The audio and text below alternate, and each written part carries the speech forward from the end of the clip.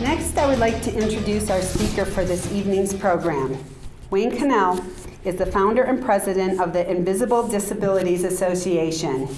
He established IDA in 1996 out of the desire to educate friends and family about his wife Sherri's debilitating illness. Soon afterwards, people around the globe began sending emails sharing how IDA had changed their relationship with their loved ones. He co-authored the book, But You Look Good, How to Encourage and Understand People Living with Illness and Pain, with over 30,000 copies in print. Wayne's background fueled his passion for helping people living with illness, pain, and disability. His experience includes that of a professional, multitasking husband, caregiver with an extensive background in management, media, and technology. This man on a mission quickly launched IDA into a worldwide outreach for millions living with invisible disabilities. Personally, I ordered his book over 10 years ago for myself and my family members when we were going through issues with Chiari and syringomyelia and those related disorders. I love IDA's message, and I'm sure many of you can relate to this message. This time I'd like to bring up Wayne Connell on invisible disability.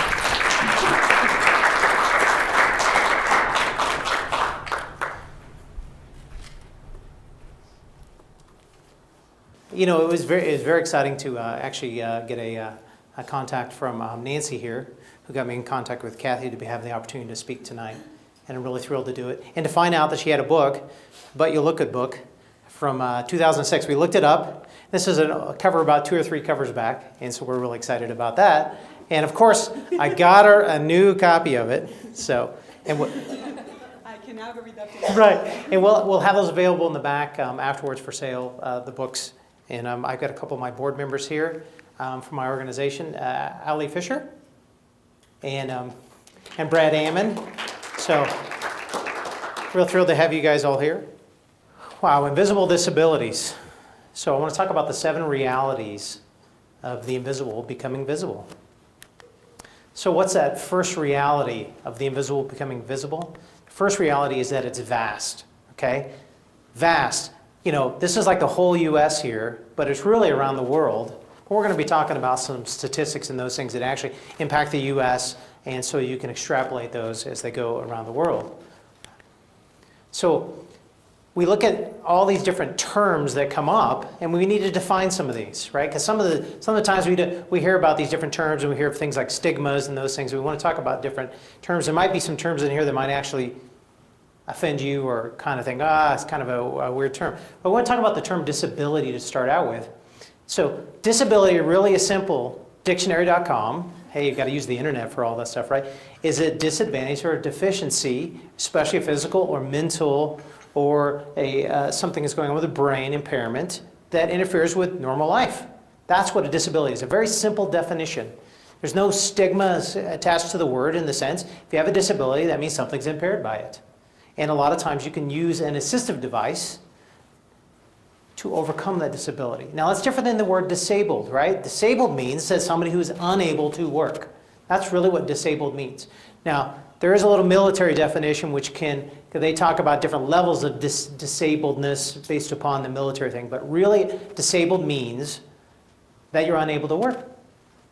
Now, neither one of those are bad terms. They're just flat out regular terms. We're also going to talk about that there's things like chronic pain, right? So pain is a big factor that impacts that, as well as chronic illnesses that impact that. So currently there are 309 million Americans. I looked that up today. I wanted to make sure I had that correct, give or take a few million or 100,000 or whatever, right? So, but actually 149 million Americans have at least one chronic illness. It's almost 50%. So think about it. Everybody in the room, you either have a chronic illness or guess what? You know somebody that does, right? So it's a huge thing. Now, we think chronic illness doesn't necessarily mean disabled. Back to that word we talked about earlier. So what's the number one chronic illness? Hypertension or high blood pressure. That's the number one, in America. And these are just statistics strictly for America, but it's the number one. Number 2 is arthritis. Now, arthritis obviously is made up of a few different things like osteoarthritis, rheumatoid arthritis, lupus, ankylosing spondylitis, Sjogren's syndrome. It's just like I didn't try to pronounce CSF. It was a whole lot easier to say CSF. Some of these are not necessarily the easiest to pronounce, but Actually, I know how to pronounce all those, and I've heard of all those. So if you bring all those together, that's one of the reasons why that arthritis is such a high impact across the nation. So what's the second reality? Okay, so the first reality is really it's vast, right? It's the number's almost ungraspable. You know, every other person is dealing with a chronic illness. The second reality is that a lot of them are actually invisible. So oftentimes we think about the term disability, right? What do we assume? Wheelchair, walker, you know, we see that symbol, we think about those things. But I don't know if you know that 74% of Americans who live with a severe disability, so that means there's a lot of cases that are disabled, they don't use anything. They don't use any kind of assistive device that you can see. Now they may use an assistive device like maybe somebody has bipolar disorder and they're using some medicine to help them. I consider that an assistive device, just like we would consider glasses an assistive device. Any of those things. But 74% of Americans don't use anything. Right? So we can't tell by looking at them.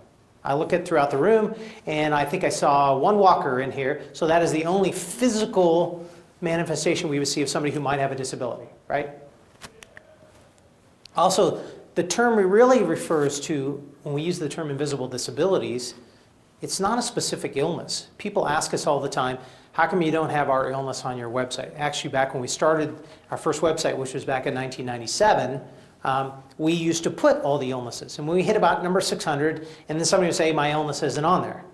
And then if you're familiar with the National Association of Rare Disorders, or NORD, they have, I think, 3,500 cataloged on there, and they're probably not even scratching the surface, in a sense, right? So we decided, well, maybe we shouldn't put specific illnesses, because really it's the symptoms of an illness, right? It's brain fog, it's fatigue, it's dizziness, it's pain, it's weakness, cognitive impairments. It's all those things that people can't see of an illness that makes it invisible.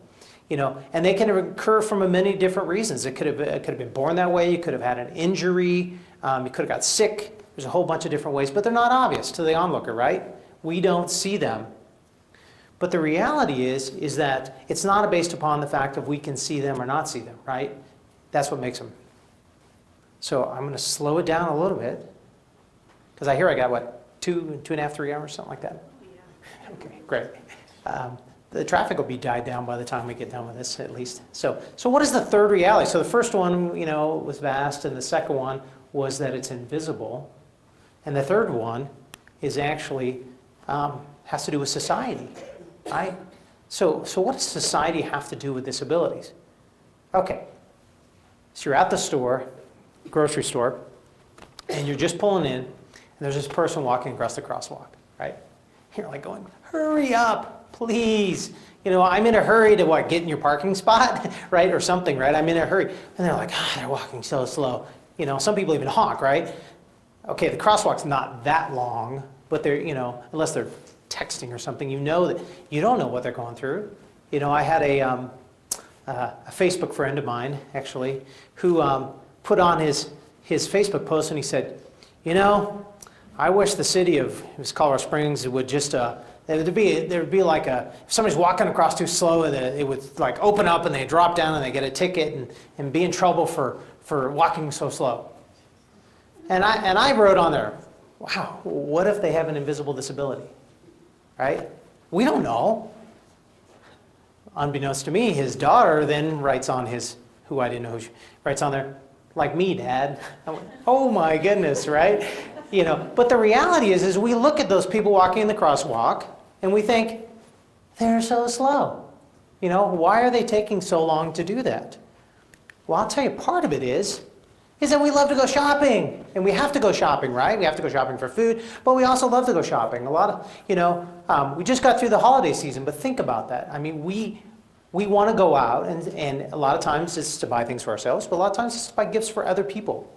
You know, my mom was always the big gift shopper. I mean, every year, no matter how much money or little money she had, she always found a gift for somebody, right? And that was always the joy of it, finding that little bargain and things. So really, shopping is a big thing that we love to do because it's getting out, right? And many of you know when you have an illness or you're dealing with chronic pain or an invisible disability, that you're trapped at home all the time, right? So it's something that you want to be able to go out and do. So what do we think about with society, right? We got this S from society, and we think, hey, this is the mall parking lot, right? And it's full Christmas time, and you're driving around. And guess what?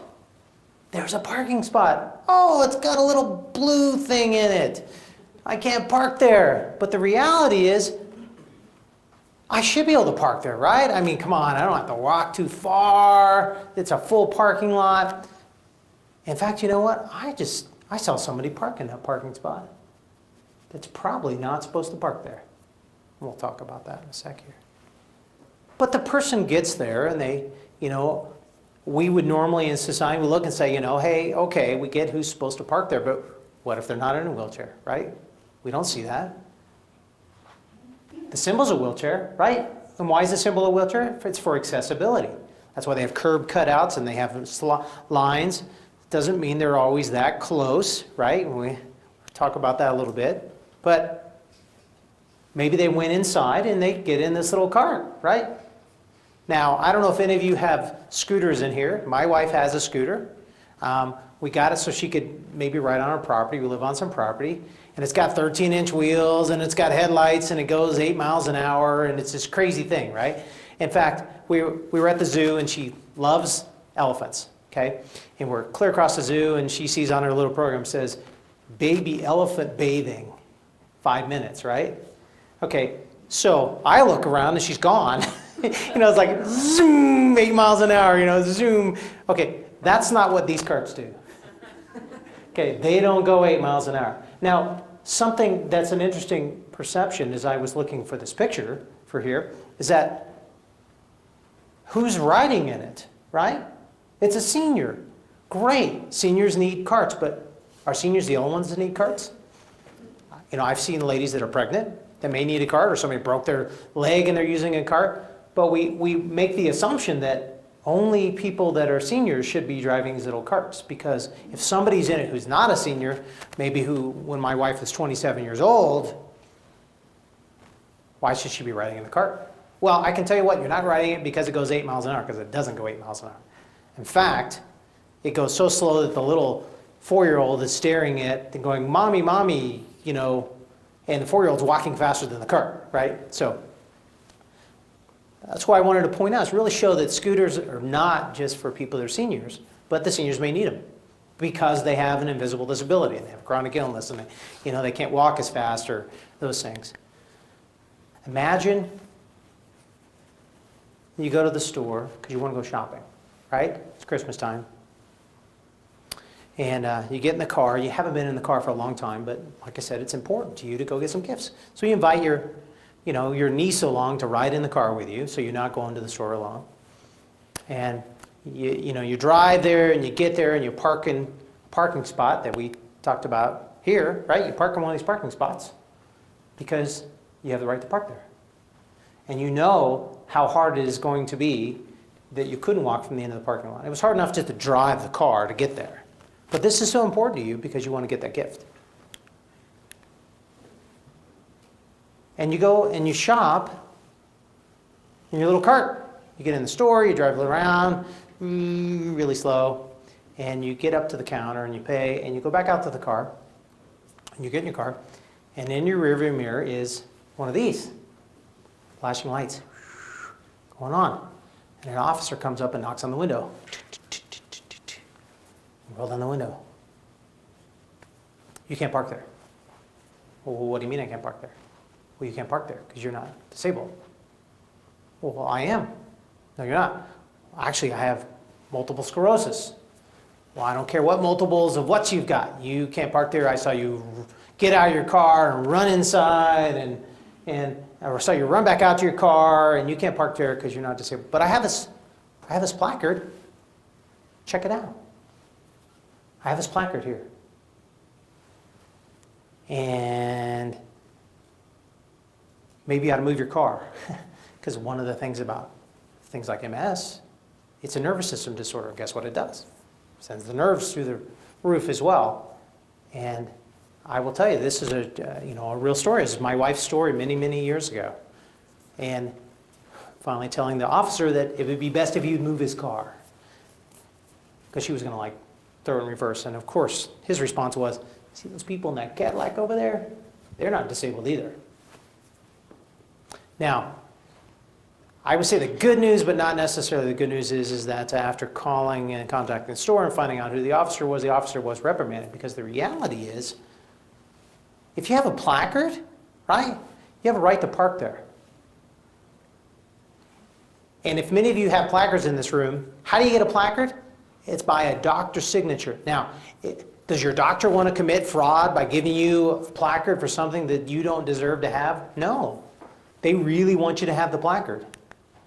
But we think about the wheelchair, and if you're not in the wheelchair, we assume this. But see, this one, I like the sign, it's disabled parking, right? But that still doesn't tell the whole story, right? What if you have a disability and you're not disabled, but you need to park there because it's too hard for you to walk? Or you have lung issues, or you're dealing with a heart condition. You know, all these things that we can't see that legally allow you to get a placard. Remember, 74% of Americans don't have any assistive device. Now, I'll tell you an interesting story about this. I was reading an article that in Los Angeles, there was a reporter who was all excited because he was hanging out down at this business complex where they had 12 disabled parking spots, or accessible parking spots out in front of there. And he said, all 12 of these people are not disabled. Now, in California, you can park free at a meter. There are meters. And you can park all day at a meter, okay? Now, my philosophy on this whole thing is that it's a big office building. Across the street is the big parking garage. Now, think about this. If you can't walk far from your car, you're going to use one of those spots. Now, his arguments were, one, they shouldn't be able to park there all day. Well, can you come running out every 3 hours and put the meter in your little... It's going to be hard enough to get in there in the morning and to get back out, right? So now you're not going to have the time to come back out multiple times. Plus, there's this huge parking garage, but what we forget about accessible spots, and many of you can probably tell me this, they're not accessible for somebody who can't walk very far in a lot of cases. Now, it's great that they actually have the wheelchair cutouts, but a lot of times they're behind the room and they're around the way, and they're very difficult too. So, but we hear this all the time. You've seen the notes, you've seen the horrible notes that people leave on people's, you can't park there because there's nothing wrong with you, and there's a whole lot of things I can't say that come through in these notes because people don't believe people. They think they're making it up, they can't park there because they want to park there. But the reality is, if you have the placard or you have a plate, take it up with the DMV. Don't take it up with the person that's right there. We may think they're stealing it from grandma, but the reality is, in a lot of cases, in most cases, they're not. If they have the placard or the license, they have the right to park there. So what's the fourth reality? Well, the fourth reality is that they're individual. Okay, so they're vast, they're invisible. We have society's perceptions of what these disabilities are, but they really are is that they're individual, right? Every person, their illnesses are different. 49%, we talked about that earlier, of have at least one chronic condition. 25%, have more than one. We've got, if you break, 25% have one, you got 11% that have two, 7% that have three, 4% that have four, 3% have five. That's 10 million people have 5 or more chronic illnesses.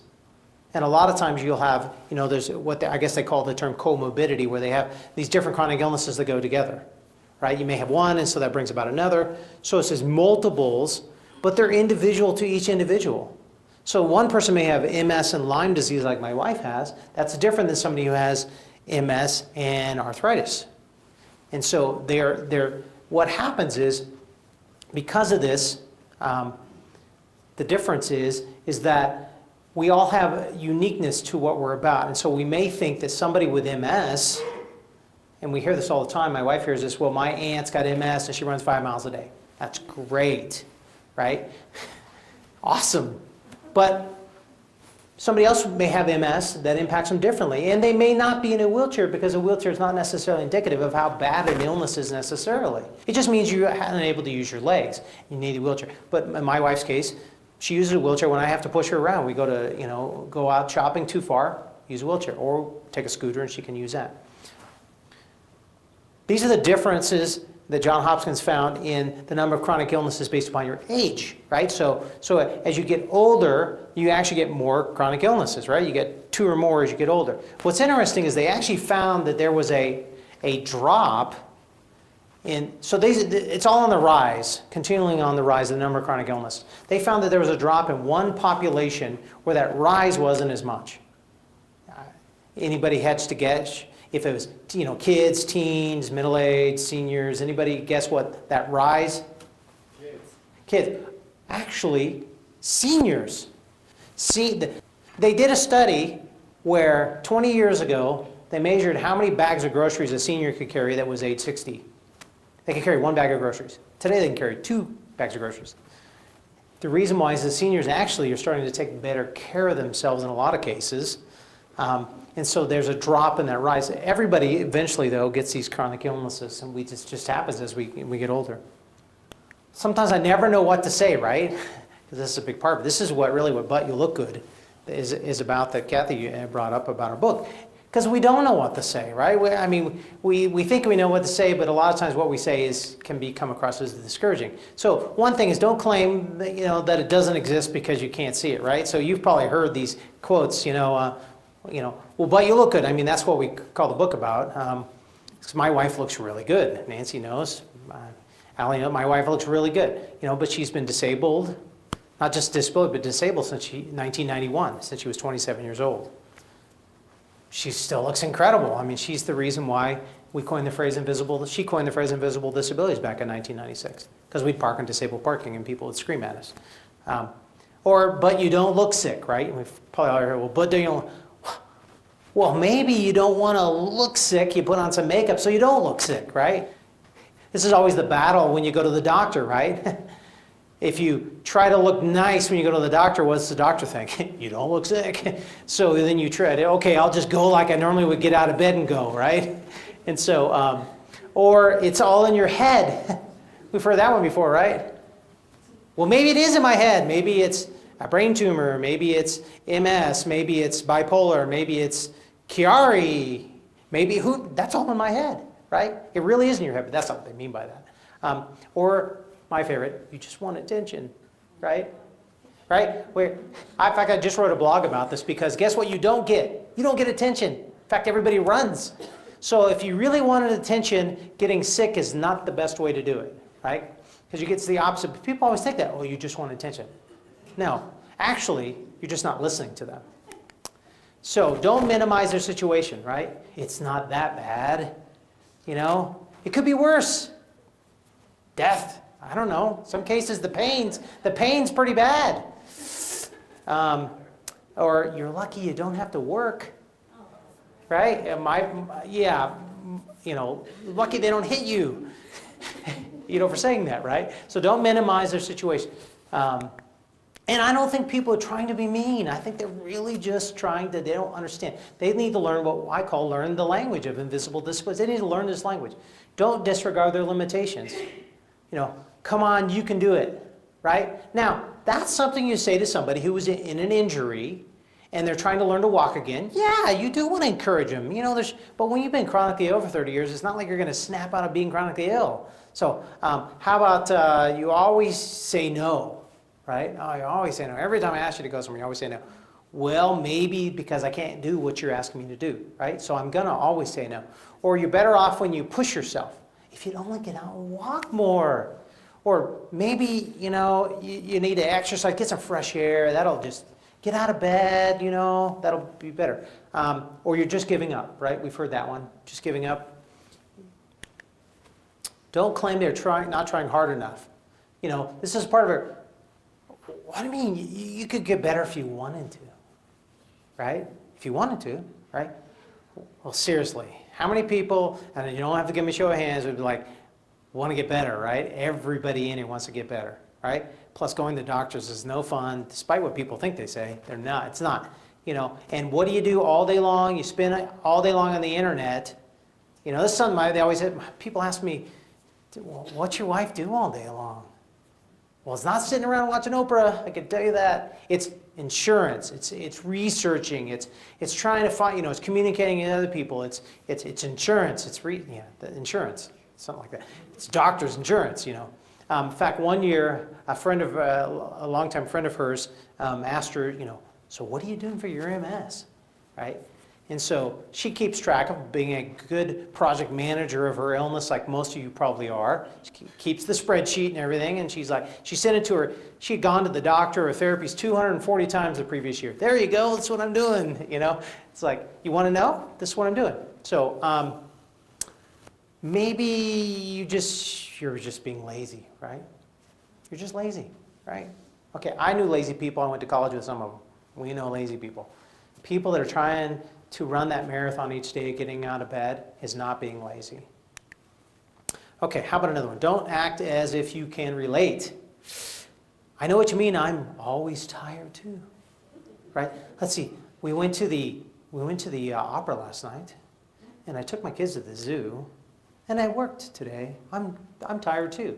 Actually, bone-crushing exhaustion that you can't sleep, which people don't get that. When you're so tired you can't sleep. Okay, that's a different thing. Or, you know, join the club. Whew. I can't get anything done either, you know. Or, you know, I wish I could have a maid come clean my house. It's like, yeah, I wish a maid would come clean my house too, right? It is not happening. So the reality is it's not about that you can relate. And it's a discouraging thing when people say that. And like I said, they're not trying to be, they're trying to figure out a way to relate. Okay? They're just not doing the best job at it. But we want to help them learn how to do that best job. So don't give them advice all the time. You know, why don't you just do this, right? How about this? Why don't you take Tylenol? Right? Actually, my wife was told that for her pain. It's like, hello, you think I would have thought about that, right? Well, can't you just take something? You know, hasn't your doctor figured this out by now? There's something you can take, right? Or, I know, I've got a green drink. It took care of my friend. It can take care of you, right? But the reality is this is back to that individual thing. It may have helped your friend, right? But that doesn't mean it helps everybody. In fact, they talk about the drugs that are produced that as long as they help 30%, you can get them approved. They don't help 100%. I mean, that's why you have aspirin, acetaminophen, naproxen sodium, you know, all these different, just on painkillers, just the basic painkillers, because everybody reacts differently, and what they're going through is different. Okay, how about this? Do not try to tell them how they feel. You like this one. You look like you're feeling well today. No. You're here. You guys must be doing great. You must be doing better. You must be having a good day. When in reality is, this may be the only thing you came to this month. And I'm honored that you came, by the way. So thank you so much. Because I know that. I know what it takes to be here. And people need to understand that. When you're invited to Thanksgiving dinner, and you haven't gone for a couple years and you come, they should thank you for that. Don't try to point out what they still have, right? You know, well, at least you have a nice husband, maybe. You know, at least you drive a nice car or something. Or, well, at least you're not as sick as so-and-so, but we don't know that, right? You can't, well, at least you're not in a wheelchair, or at least you're not, I mean, people come up with all these at least you're nots, right? Or, why don't you look on the bright side? You know, I bet you everybody in this room counts their blessings every single day. I bet you do that. And so when people say count your blessings, you know, that's not what they're meaning. You know what it means. You know if that marathon you overcame today was, sweet, I got out to the store today and went shopping finally for food. You know, that lettuce is getting old. It's time for new lettuce. But that's not what they're saying. Or, you know, look on the bright side. You know, the reality is that, you know, having a chronic illness is a difficult thing. And don't expect them to always be happy, right? Just be positive. We've all heard that. Just be positive. The reality is, if you understand grieving, when you sustain a loss and you become chronically ill, you lose who you were. You're different. You actually got a second loss. You lose who you were going to be, right? Because now you got to change. It's different, you know? I mean, maybe you ran marathons before. You don't run marathons now like you did before. Now it's Marathon is from the bed to the couch to the bathroom to the kitchen, right? That's your marathon. But it really is, it's not about being positive. When you're going through grieving, you're angry. That's one of your steps of grieving, right? You're in denial. That's one of the steps. Guess what? You're depressed. And I'll tell you what, if you've been chronically ill for 30 years in chronic pain, it's okay to be depressed for a little bit. You know, life sometimes is rough. You know, we find this out on our online social networks that sometimes people will use some expletives when they talk about their illness. Now we have to decide, is it because they just have a foul mouth, or maybe it hurts that bad, right? And sometimes that's how it comes out. I mean, the reality is, so we can't expect people to always be positive, you know, or don't cry, just kind of cheer up. You know, it'll all be over someday. Well, it may be, but that may be the end of your life, right? Chronic means chronic. It doesn't mean fatal necessarily. It means it continues on, so. And remember, in this whole vastness of this human race, we are all individuals and all our illnesses are unique to us. We need to become the experts in these things. That's why we can't expect our doctors to be, but the reality is, but we're all part of the human race together, right? We all have value. You know, I think about how people say, well, we want to get everybody to be more productive, right? Okay, if you can work, and there's some way you can work, great. But what if you're unable to work? Does that mean you lose value because you're not productive, you're not making widgets, you're not moving our system? No, you shouldn't be, because you're part of this human race. You all have value. You know, and I'll tell you what, spend time with somebody who's been chronically ill for 30 years and your life will be transformed. The fact that every day they get out of bed. I know the pain my wife's in. You know, so she's in all this crazy pain, and then the day after Christmas she breaks her ankle. And it wasn't doing anything crazy. It just like the tendon pulled the ankle and broke the bone, right?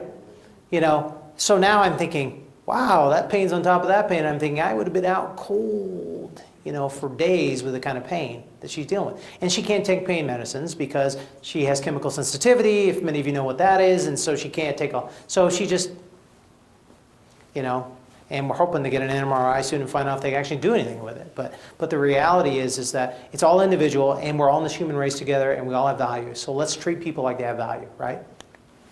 So what's the fifth reality? The fifth reality is to believe, right? I mean, that's the key. It's not believe in me, it's believe me, right? It's when I come to your house for dinner this month, and I can't do it next month, don't think that it's because I don't want to go. Maybe it's because of my illness. You know, we had one of our, we do galas every year for our organization here in town. They're in October, which is a disability month. We do them at the end of Invisible Disabilities Week, which is the third week in October.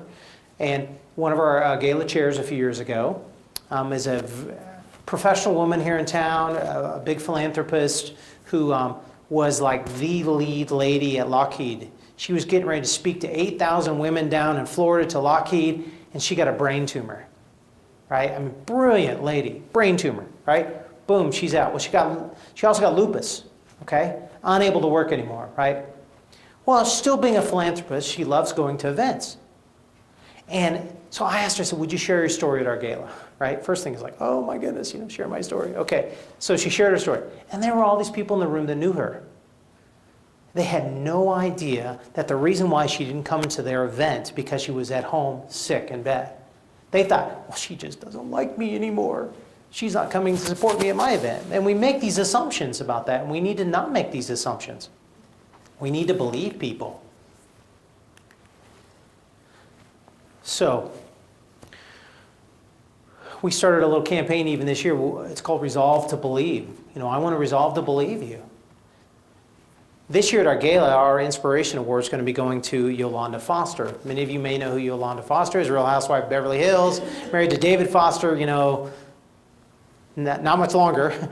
They're actually getting divorced. But credible age, she has Lyme disease, like my wife has, okay? Well, but what's crazy is that everybody thinks, oh, she's just making this up because she's sick one moment and she looks so beautiful the next moment. Well, ever heard of makeup and soft lighting and all these things? You know, but people don't believe her. In fact, her co-stars are actually questioning, is she really sick? You know, but this is what happens is people start to question people. Give you another example. Our last year's Invisible Inspiration Award was called But You Look Good. Award that we do is our Inspiration Award is one of our awards, is a young lady named Mandy Harvey. And Mandy is actually one of our ambassadors, and I'd love for you to go check her out on our website. Amazing. Mandy is profoundly deaf. She went deaf about 10 years ago at the age of 18, and she's a jazz singer. Okay, and let me tell you, will blow you away, jazz singer. She is absolutely incredible, and she cannot hear you. She's been married 4 years and never heard her husband's voice. Okay, now think about this. When she goes to fly, okay, you know, her legs work, everything. She can't hear. She goes to fly, they put her in disabled seating. And people go, well, she's not disabled. Why would she sit there? Because she can't tell when the plane changes or the gate changes, and they need to know where she's sitting, right? Now, if somebody comes up and needs the seat because they can't stand, she'll get up and stand next to it. But people don't believe her because of that. They also don't believe when you're on an interview with her, which is really amazing, is on the radio interview, because I've been there and I've talked to her on the phone, is you can't tell that there's any lag or anything like that. And you're like, well, she can really hear. I mean, she has this really cool app, closed captioning app, and there's some person somewhere in the US or around the world somewhere that's typing what I'm saying to her, and she's reading it and she's responding instantaneously. And it's crazy cool. And it's free, by the way. So if you ever need that feature, it's really cool. It's on and I wrote about it on this blog, but people think she's just making this up. Because she reads lips really, really well, okay? But the reality is, it's because she's using this assistive device, this tool that allows her. So it's really about this believing issue. And we have to believe people, and we don't. So I found this really cool cartoon many years ago. So you're in good health, but you may be about to develop a condition that's not covered by your health insurance. What's so funny is this cartoon's like 20 years old and it's so apropos today, actually more than it ever was. But then I'll get the coverage. Okay. You can't afford the coverage. Wow. Okay. Then I'll make my employer pay for it. Well, then he'll drop your insurance altogether. Okay. Well, let's figure out who else can pay for it. Then I'll get the government to pay for it. Well, that will cause taxes to go up and put your employer out of business. Wow. Okay, this is getting kind of crazy here. Then I'll wait till they find a cure, right? I mean, we're all waiting for that, right? Well, they found one, but you can't afford the prescription. This is sounding pretty hopeless here, actually. Stop, you're making me crazy. That's the condition not covered. And we all know that. I mean, it's the 20 hours a week on the phone with Medicare or somebody trying to get somebody that actually understands what they're talking about to call you back and actually, you know. But actually, if you look at the bottom here, I'm just not going to think about that's how everybody else is handling it, right? This is what people think. They don't think that we're having to deal with this whole world of we're just sitting around eating bonbons and watching Oprah or Real Housewives of Beverly Hills, whatever it is. I don't know when that is on, by the way. I don't even have cable, so. But think about it. It's really insidious when a person explains their debilitating illness, right? People want to know, so they ask you. So you explain it, right? And they still refuse to believe you. Well, you just asked me, and I just told you. Because they look okay on the outside, right? You know, we don't know if the disease or injury may have eaten away or damaged the brain. We don't know what else is going on the inside. We have no idea somebody had a transplanted heart, right? And how many times do people, when they find out, they're like, oh, I didn't know. Well, I told you. We don't know all those things that are damaged on the inside, you know, and we don't want to assume that somebody using a wheelchair can or can't do something either, right? We see somebody in a wheelchair and we think, they can't do things. Well, many of you know in Colorado there's sled hockey, there's rugby, there's basketball, there's skiing, all for people who use wheelchairs. So it's really not the wheelchair that's the issue. What if they have chronic pain? What if they have PTSD? It's those invisible symptoms that really impact me. You know, and so we don't want to just make this assumption that if we can't see it, that it's not real. Now, what's the sixth reality? Okay, so we had vast, We found it was invisible, that, see if I get my letters right here. Yeah, it was invisible. And then the S, which is that society has a perceptions of it. And then I is that it's invisible. And then we want to believe people, correct? Because that's really the key bottom line, is believing people. But really, the sixth one is that we want to love people. Now, this is an action word. Not like, ooh, gooey, gooey, I love you. But it's really about, what can I do? It's love in action. It's doing something.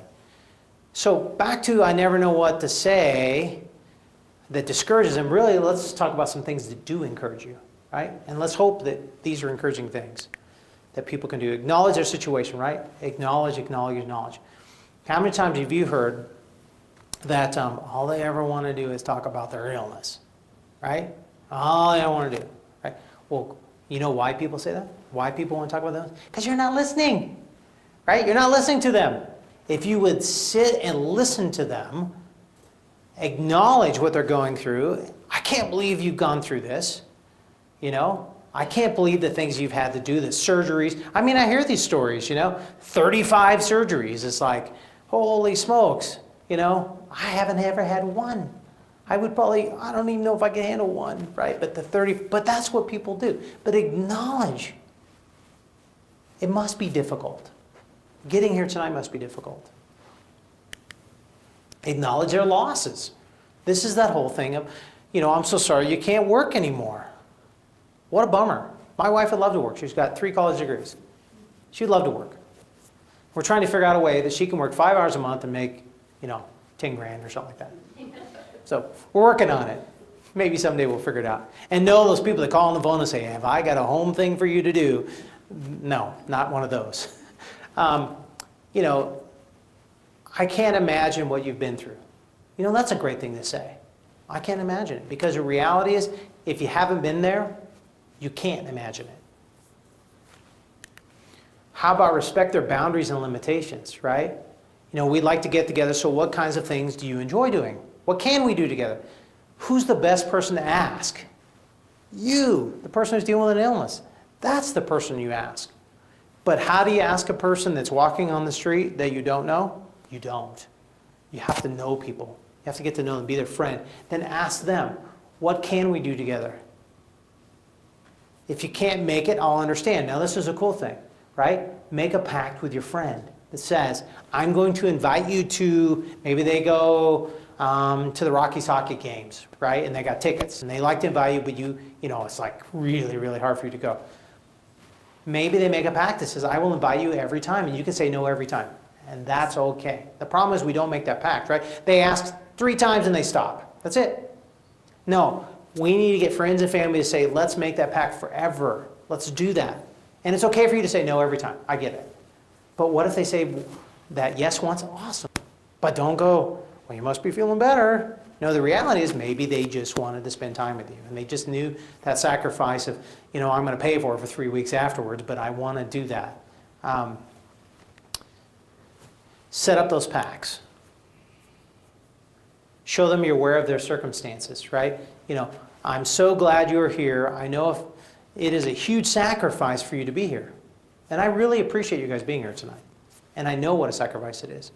You know, one of the things that I wanted to talk about is that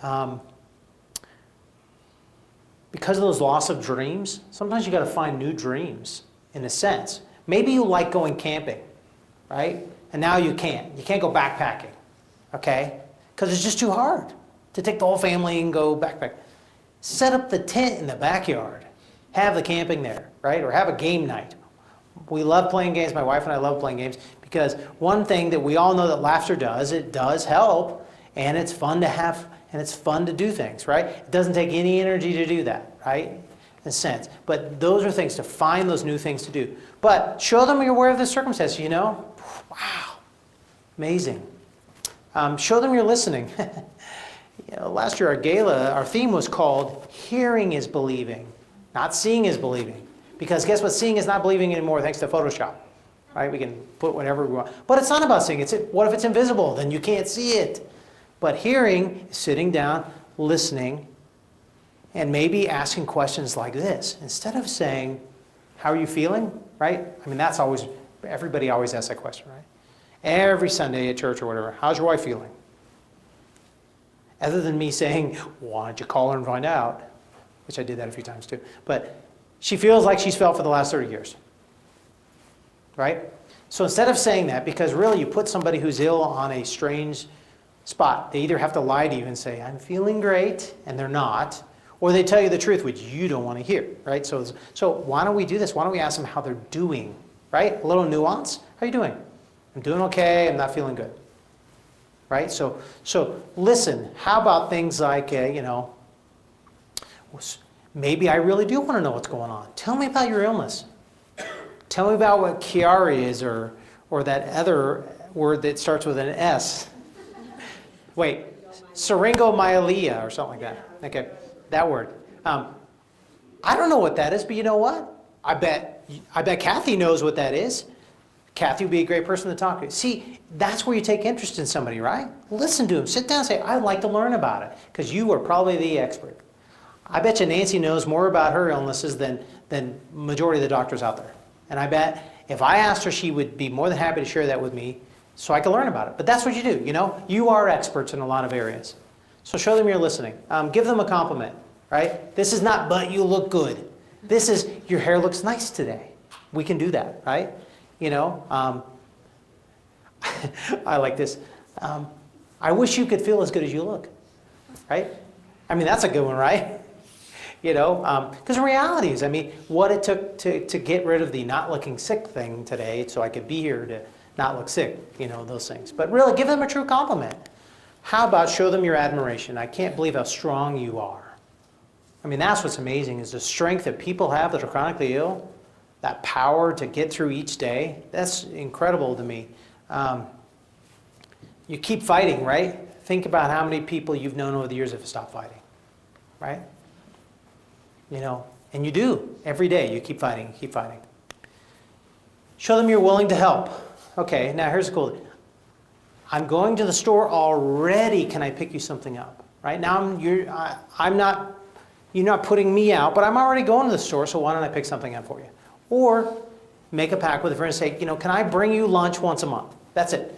Not do I have to come change your diapers or anything like that. I'm just going to bring you lunch, something simple. Can you imagine what it would be like to have somebody come to your house once a month and just bring you lunch? Or maybe it's even a quick phone call. Or can I wash some dishes while I'm there? I'm going to come over once a month and spend an hour with you.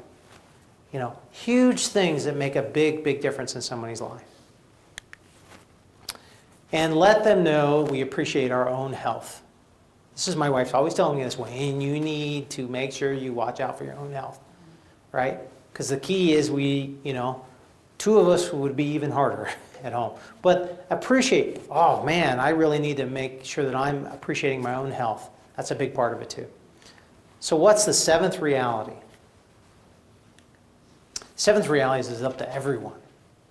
Okay? This is not you guys have to go change the world. We need to do this together. We need to get society to understand that people have value.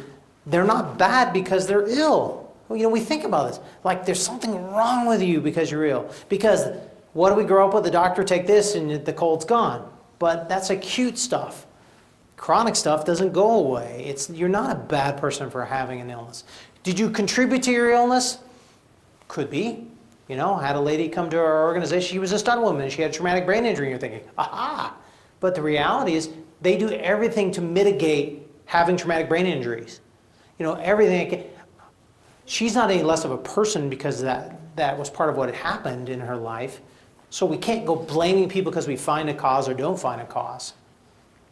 But it really is up to all of us. So there's 7 realities, right? The biggest blockade people have is worrying about what to say. They don't know what to say. So a lot of times they say things that come out that we talked about that are discouraging. Because they think they have to talk about the illness too, right? Or come up with some kind of solution to your illness. It's just amazing to me. My wife's been ill since 1991. Okay? It's like 25 years. And she tried it all. but find out. But people always say, well, I read this. Have you tried this? It depends on how you put it, right? How you present it. She actually has her own website, and on her website she has a page that says, hey, if you got something you want to share with me about the illness, put it in here. I'd like to know. Maybe I haven't tried it. But that's not typically what people say, because they get mad because you need to do their thing that they want you to do, because maybe you don't want to get better. But we don't have to feel pressured, to come up with these things. It's not about, they don't want to talk about it. How many times have you wanted to talk about, like, the Denver Broncos or something, right? And that's all you want to talk about. You don't want to talk about your illness. You live it. Maybe you just want to talk about the Real Housewives of Beverly Hills. Maybe you want to talk about, the fact that I had 4 feet of snow in my house yesterday, which I did. And I had to dig out my kids, which are my 2 little goats, Pumpkin and Cookie. And they have more Facebook followers than I do. Yeah, they're just amazing little creatures. They're actually therapy goats for my wife, because when she goes out there and they have their own children's book and everything. They're crazy little amazing things. But those are things we like talking about. We don't want to talk about illnesses, except for maybe that first time when you're trying to get them to understand a little bit better, and they need to listen to you, acknowledge it, and then let's talk about all those other things. You don't want to talk about your illness all day long. Gee whiz, you got to live with it. Nothing's worse than having to deal with that. So, and you don't want an answer necessarily from people. It's funny, an illness is like the one thing everybody's got to have an answer for or something. They got to come up with some kind of solution for you. A lot of other things they don't. I'm finally finding out that at least people, they only want help if you ask them. So that's what they should do, is ask, did you want some help? Can I help you? Can I do those things? But you're the expert and you should know. So what are these? Vast, right? Invisible, society, individual. We want to believe people. We want to love them. Do action, do things. What's really cool? I wrote a blog about hope, about this whole issue of hope. People think that hope is this thing out there. I hope I get through the illness. But you know what's hope? Is with somebody who's dealing with a chronic illness, sits down with a kid who's developmentally disabled and reads them a children's book. That's hope. Or somebody who's dealing with an illness encourages another person to say, you know what? I've made it 15 years. I hope we can do this together. That's hope. It's hope in the human spirit, right? That's the hope. It's not about this out there thing. So love, and it's up to everyone, which really is the word visible. That's what we want people to be. We want it to be visible. In the end, either visible or invisible disability, doesn't matter, right? It's not about us or them or these things. All they want is for us to believe them. They don't expect us to understand unless we've been there, right? You can't understand it. I can't fathom the pain that you guys go through. I have no clue. I guess if I tweak my toe or something, I get the flu or something, my wife's like, ha ha, you got to feel different. No, she didn't say that. She's actually very compassionate, by the way, even though I'm like a wimp and go in the other bedroom, honey, because I don't want to get sick. But she's, I'm like, oh, I got a cold, I'm going to die or something. But they just want us to believe what they have to say, right? You just want people to believe you, listen to you, value you. So envision a world where people living with illness, pain, and disability will be invisible no more. Thank you.